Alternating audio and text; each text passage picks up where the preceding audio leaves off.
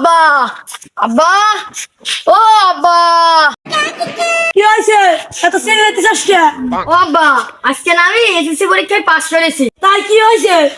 আব্বা তুমি না বলেছিলে এসএসসি পরীক্ষায় পাশ করলে একটা গাড়ি কিনে দিবে আমাকে? বলেছিলাম। ও আব্বা তাই আমার গাড়ি কই?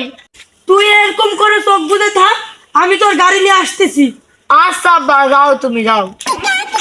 বউ, ও বউ, বলে রে। কি হয়েছে এত সিলেটি সাউকে? ওই যে বলছিলাম সন্তানের পরীক্ষায় পাশ করে গাড়ি কিনে দেবো, সেই গাড়িটা কই?